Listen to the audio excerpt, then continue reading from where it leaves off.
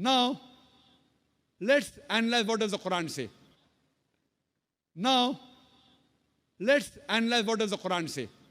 Quran says in Surah Nisa chapter 4 verse number 3, marry women of your choice in twos, threes or fours. But Quran says in Surah Nisa chapter 4 verse number 3, marry women of your choice in twos, threes or fours. But if you can't do justice, marry only one. But if you can't do justice, marry only one.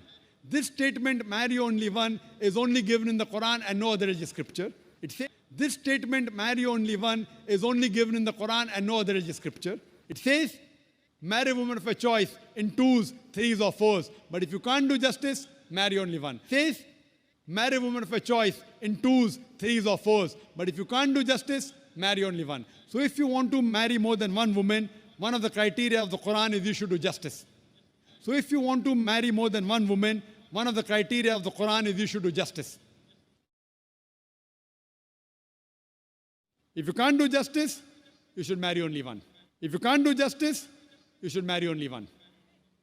Now, what are the reasons, logical reasons a person can think that why has Islam permitted certain men to have more than one wife?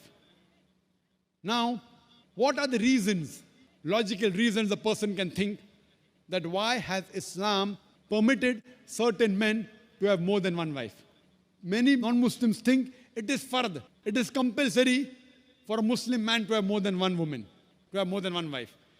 Many non-Muslims think it is fard, it is compulsory for a Muslim man to have more than one woman, to have more than one wife. It's not compulsory, it's optional. It's not fard, it's not compulsory.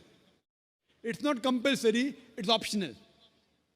It's not fard, it's not compulsory.